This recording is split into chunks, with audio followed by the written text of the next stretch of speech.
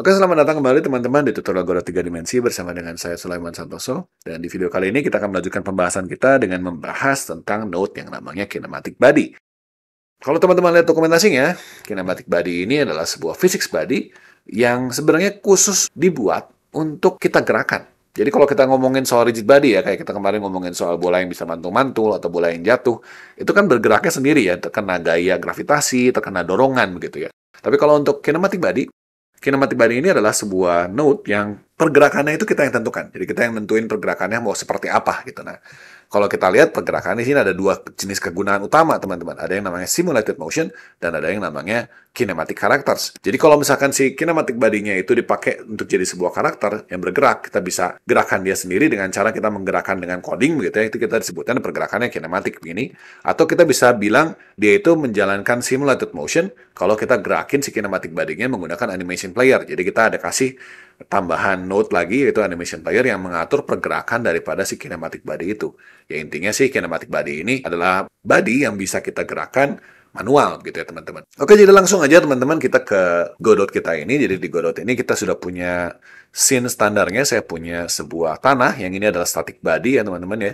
Dan saya punya sebuah bola yang ini adalah rigid body teman-teman. Jadi rigid body ini kalau saya jalankan dia akan jatuh seperti ini. Nah, selanjutnya kita akan tambahkan sebuah kinematic body. Kita akan tambahkan kinematic body kita. Nah, kinematic body ini kita akan kasih mesh seperti biasa. Mesh-nya biar enak kita kasihnya cube aja dulu ya. Sebuah cube mesh begini. Kita perbesar sedikit. Kita kecilin aja teman-teman ya. Kita kecilin pakai transformasi aja biar lebih bagus. 0,4 cukup. Oke. Dan kemudian kita tambahkan sebuah collision polygon di sini. Collision shape. Nah, ini teman-teman karena mesh instance-nya ini tidak sama dengan kinematic body-nya, posisinya ya, kita akan samakan dulu. Jadi transformnya kita buang dulu biar dia sama. Dan si collision shape-nya ini kita bisa pasang sebuah box shape seperti ini. Nah, box shape-nya ini juga kita assign supaya dia ukurannya sama dengan si kotak kita, begitu ya. Kalau lebih enak kita naikin aja ke atas sih. Naikin ke atas biar lebih kelihatan. Si collision shape-nya kita assign dulu biar sama. Oke. Ya, kurang lebih begitulah ya teman-teman ya. Oke, kita sudah punya kinematic body kita, anggaplah ini karakter kita ya. Karakter kita ini sebuah kotak. Nah, saya akan tinggikan dia sama dengan si bola. Mari kita lihat, kalau teman-teman ini saya jalankan, kita bisa lihat, si kotak saya ini tidak jatuh. Jadi, dia walaupun dia physics body, dia tidak terkena oleh gravitasi. Kalau teman-teman lihat, dia tidak jatuh. Jadi kalau gitu gimana cara kita bisa menggerakkan dia supaya kita bisa nubrukin dia ke mana atau kita mau gerakin dia ke mana gitu. Nah, gimana caranya teman-teman? Kita harus tambah sebuah script atau kita mau pakai animation player. Dalam kasus ini teman-teman kita mau pakai dulu yang menggunakan animation player dulu deh. Kita pakai animation player dulu teman-teman. Kita akan pasang si kotak ini. Saya bikin dua dulu aja ya. Jadi kita akan menggunakan satu. Ya, kita duplikat tadi saya barusan lakukan ya di Ctrl D ya teman-teman, duplikat. Jadi saya punya satu yang karakter, satu lagi akan saya gunakan ini menggunakan si animation player. Yang simulated ini teman-teman saya akan taruh dia di bawah sedikit. Si kotak ini akan saya naikin ke atas ya. Dengan si bola ini juga saya naikin ke atas. Jadi saya akan bawa perbesar aja si ukuran mesh-nya sendiri. Saya akan perbesar supaya dia panjang begitu. Kemudian dia pendek begitu supaya dia jadi kayak semacam platform gitu ya teman-teman ya, supaya kita bisa naik di atasnya. Kita akan kasih dia juga berarti si collision-nya juga jangan lupa harus diubah teman-teman, karena kalau nggak diubah ya jadinya nggak sama. Nah, teman-teman bisa lihat di sini kan collision yang di bawah dengan collision di atas tuh jadi sama karena kita ngeduplikat kan ya. Jadi kalau kita pengen baru teman-teman collision shape-nya ini perlu kita ganti di sini. Jadi kita bikin baru lagi, box shape lagi, baru sekarang kalau saya ubah tidak mengubah yang atas. Kenapa? Karena tadi kalau kita duplicate, dia merefernya ke objek yang sama. Jadi kalau misalkan kita ubah, jadi ikut berubah dua-duanya gitu teman-teman. Nah, kita udah lihat, kita udah punya kurang lebih sama lah ya si collision shape dengan mesh-nya, jadi sudah cukup. Nah, kita mau gerakin si mesh ini teman-teman. Jadi simulated ini akan saya gerakan, kita akan pasang satu buah node lagi namanya animation player. Nah, buat teman-teman yang sudah nonton video saya yang sebelumnya, pasti udah tahu animation player ini gunanya buat apa. Tapi kalau yang belum tahu, animation player ini gunanya untuk bikin animasi, teman-teman. Yang dianimasikan apa? Yang dianimasikan itu adalah properti daripada objeknya. Jadi kita bisa menganimasikan properti apapun yang terdapat pada scene kita ini. Jadi kita akan bikin di sini, kalau kita klik animation player, akan keluar semacam window baru untuk animation. Kita akan klik add animation, new animation. Kita akan bilang kiri kanan. Jadi kita pengen supaya si kotak ini bergeraknya kiri kanan begitu kurang lebih gitu ya. Kita akan kasih dia waktu 5 detik, oke, supaya bisa bergerak. Nah, kalau teman-teman penasaran detail-detail animation player bisa lihat di video yang sebelumnya ya. Kita akan klik ke simulated dan kita mau berubahnya di mana? Kita mau berubahnya di transformnya teman-teman. Jadi kita pengen gerakin dia kiri dan kanan. Oke, kita ke transform, kita akan set dia di key-nya di sini. Kita create track baru di situ. Kita akan create track baru.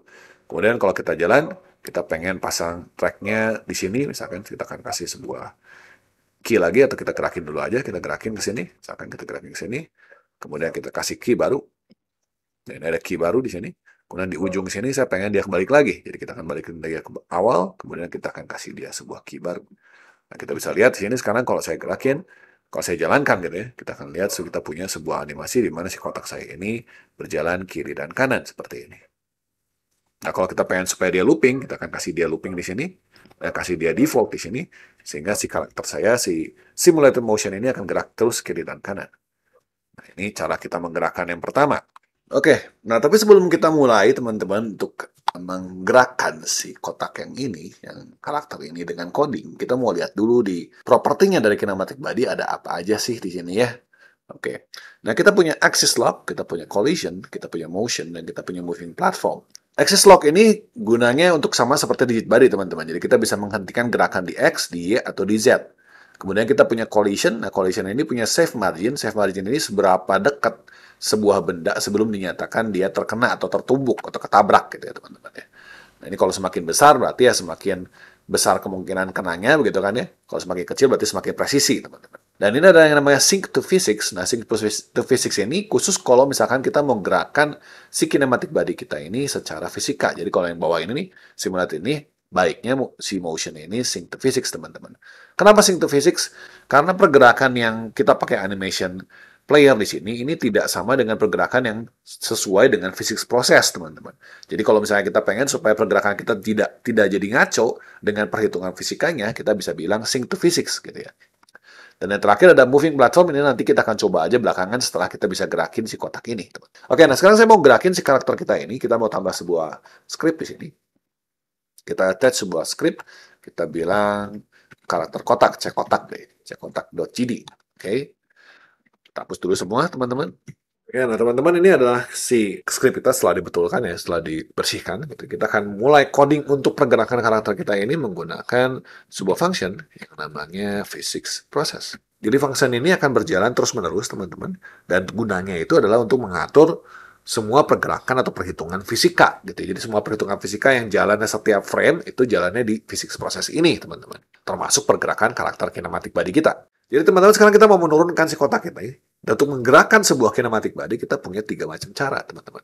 Jadi kalau teman-teman lihat di dalam documentation, selain ada metode-metode yang lain-lain ini, kita punya 3 metode untuk bergerak. Ada yang namanya move and collide, ada yang namanya move and slide, dan ada yang namanya move and slide with snap. Kita cobain aja, teman-teman.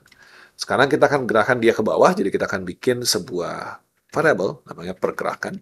Kita akan kasih dia sebagai vektor 3, berapa ya? 0, 0,5 gitu ya, 0 gitu ya. Kita punya kecepatan tuh 1 deh, min 1,0. Jadi dia turun ke bawah dengan kecepatan 1, teman-teman ya. Kita mau menggerakkan si karakter kita, jadi kita akan pakai sebuah perintah namanya move and collide. Move and collide ini menerima beberapa parameter sebenarnya, tapi yang paling penting itu adalah parameter yang namanya kecepatannya, itu vektor 3 yang pertama. Jadi kita akan kasih dia pergerakan di sini. Ini move and collide, pergerakan. Nah, ini adalah karena kita ada di scriptnya ada di dalam karakter, jadi kita nggak perlu panggil lagi karakternya. Langsung aja menggunakan perintah move and collide di sini. Jadi kita akan jalankan, teman-teman. Kita bisa lihat si karakter ini turun ke bawah secara langsung. Nah, kalau kita menggunakan move and collide ini, teman-teman, pergerakan ini sebaiknya dikalikan dengan delta. Jadi karena supaya si pergerakan ini sesuai dengan frame-nya, jadi sesuai dengan delta, yaitu berapa lama pemanggilan physics proses yang sekarang dibanding pemanggilan physics proses yang sebelumnya, itu delta ya, teman-teman. Kita jalankan. Gunanya sebenarnya supaya men-sync gerakan. Nah, itu jadi pergerakan kita seperti itu, teman-teman, harusnya ya. Jadi ketika dia nabrak, dia diam, terus dia turun lagi. Kayak begini ya, ulang lagi. Berarti kemudian dia berturun. Nah, ini adalah kalau misalnya kita menggunakan move and collide. Jadi perintah move and collide itu akan menggerakkan kinematik body kita, dan kalau kinematik body kita ini nubruk dengan sesuatu, maka dia akan diam. Kita akan dapat pertumbukannya sih, kita akan dapat kembaliannya itu berupa tumbukan. Jadi kalau teman-teman lihat di dokumentasi tadi, nah move and collide itu nanti kembaliannya itu adalah sebuah kinematic collision, teman-teman. Jadi move and collide ini akan mengembalikan nanti tumbukannya sama siapa, di mana, gitu teman-teman ya. Oke? Nah, tapi kali ini kita mau coba lagi yang lain, kita akan coba lagi ya sim yang kedua, ya. Kita akan coba function yang kedua, itu namanya move and slide. Nah, kalau move and slide, teman-teman, kita nggak perlu kalikan dengan delta, karena sudah dikalikan dengan delta. Kalau move and slide, kita akan coba aja move and slide ini. Kalau kita lihat, begini aja, kelihatannya kayak nggak ada perubahan, teman-teman. Tapi kalau kita tambahkan dengan parameter keduanya, yaitu yang namanya up vector di sini, yaitu kita akan kasih dia vektor 3 titik up, ya. Maka sekarang kita akan lihat dia itu akan jadi seperti ini, teman-teman, gerakan. Dia akan seakan-akan dia ikut dengan si permukaannya, gitu ya. Oke, jadi up vector ini apa? Up vector ini adalah, teman-teman, adalah caranya supaya kita mengasih tahu pada Godot mana yang menjadi arah atas dari karakter kita. Maksudnya apa? Godot ini kalau kinematic body ini, teman-teman, kalau kita lihat, dia itu sebenarnya ada beberapa function. Ada is on ceiling, ada is on floor, dan is on wall. Jadi kinematic body ini mengetahui apakah dia itu ada di lantai, dia itu sedang nempel dengan atap, atau dia itu nempel dengan dinding. Tapi dia baru tahu itu kalau kita kasih tahu arah atasnya yang mana. Jadi kalau arah atasnya ke atas, kayak sekarang kita pakai vektor 3 up begini ya. Berarti kalau kita lihat di dalam 3D-nya, ini itu sama dengan vektor Y gitu. Jadi Y-nya itu adalah atas, berarti yang bawah ini disebutnya lantai. Tapi kalau kita bilangnya bahwa negatif Y itu adalah atas, berarti ini itu adalah langit-langit, teman-teman. Gitu ya. Jadi itu buat ngaturnya. Maka di sini kalau kita udah pasang vektor 3 up, kita bisa pasang di sini pergerakannya kita ubah aja jadi vektor 3.0 di sini. Jadi nolin dulu, kemudian kita cuma bilang dia akan dikasih kecepatan itu kalau dia itu tidak di atas lantai. Jadi kita akan kasih dia gravitasi itu cuman kalau misalkan dia nggak nempel dengan lantai. Jadi kita akan kasih pergerakan dot y-nya ya, sama dengan -1 di sini. Ini baru jalan kalau misalkan si permukaan kita ini, si kotak kita ini ada di udara, teman-teman. Jadi kalau kita cek di sini, sekarang jadinya si permukaan kita ini jadi kayak ikut dengan si permukaan saya ini. Karena jadinya dia berhenti kecepatannya ketika dia nempel dengan si permukaan, dia akan berhenti, nggak langsung nempel ke bawah. Tadi ikut dengan permukaan karena dia ngegeser, teman-teman. Dia nge-slide. Itu yang disebut dengan move and slide. Jadi move and slide ini, kalau dia nabrak sesuatu, dia akan mencoba bergeser di permukaan itu.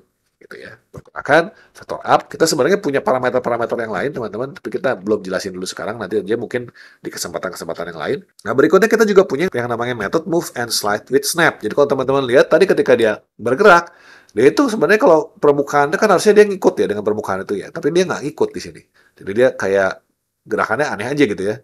Nah, supaya dia nempel dengan permukaannya, kalau misalkan kita pengen punya moving platform kan karakter kita harusnya ikut dengan pergerakan daripada platformnya gitu kan ya. Maka kita akan ganti dia jadi move and slide with snap.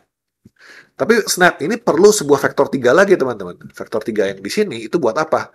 Nah, vektor 3 yang kedua ini gunanya adalah untuk bikin kayak semacam raycasting, teman-teman. Jadi kalau teman-teman lihat di sini, seakan-akan dia itu punya sebuah vektor, nanti yang bergerak ke bawah biasanya, yang menyatakan kalau vektor ini kena dengan sesuatu, dia nempel dengan sesuatu itu. Jadi kalau misalkan sekarang saya pasang di dalam si scriptnya di sini, saya pasang vektor 3-nya 0, min 2,0, min 0,2,0 gitu ya. Berarti sekarang saya snapnya ke min 2,0, min 0,2,0. Berarti kalau dia ada di selisih min 0,2, maka dia dinyatakan nempel nanti. Jadi kalau saya jalankan sekarang, maka si kotak saya ini begitu nempel, dia akan ikut dengan si permukaan saya. Jadi nggak lagi kayak tadi, tapi dia akan ikut dengan permukaan saya. Nah, itu penggunaan move and slide with snap. Gitu. Itu perbedaannya, teman-teman, ya. Move and collide, move and slide, dan move and slide with snap. Nah, tapi teman-teman di sini juga ada sedikit masalah. Jadi kalau misalkan kita menggunakan move and slide, kita nggak bisa menggerakkan dia ke atas. Contohnya ya, misalkan kita kasih dia supaya kemampuan bisa loncat nih. Kita akan kasih if input titik is action. Just press atau press gitu ya dengan UI accept misalkan menggunakan enter ya. Kita bisa bilang di sini pergerakan titik Y-nya diisi misalkan dengan 2. Saya pengen dia loncat begitu ya, atau 1,5 deh, jangan terlalu keras. Nah, kalau misalkan seperti ini, harusnya kan kalau saya pencet enter dia loncat ke atas ya teman-teman. Tapi kalau misalkan di sini saya jalankan, dia nggak loncat teman-teman. Tidak terjadi apapun karena dia sudah nempel dengan permukaannya. Kalau misalnya kita sebelum dia nempel kita enter, dia akan loncat. Tapi kalau dia udah nempel, dia tidak lagi bisa loncat teman-teman. Jadi kalau misalkan teman-teman mau menggunakan move and slide with snap ini, pastikan ketika kita pengen loncat, si vektor ininya itu, vektor yang snapnya ini kita jadiin 0 lagi. Jadi misalkan kita bisa bilang di sini kita punya variabel vektor snap gitu ya. Vektor snap itu adalah vektor 3 dot zero misalkan gitu ya. Atau jangan gini, kita vektor snapnya jangan zero dulu, tapi kita bikinannya vektor snapnya ini adalah yang 0, min 0,2, 0 gitu ya. Yang aslinya. Tapi kalau kita pencet enter, kita akan bilang si vektor snapnya ini diubah menjadi vektor 3 zero. Jadi supaya nggak ada snapnya.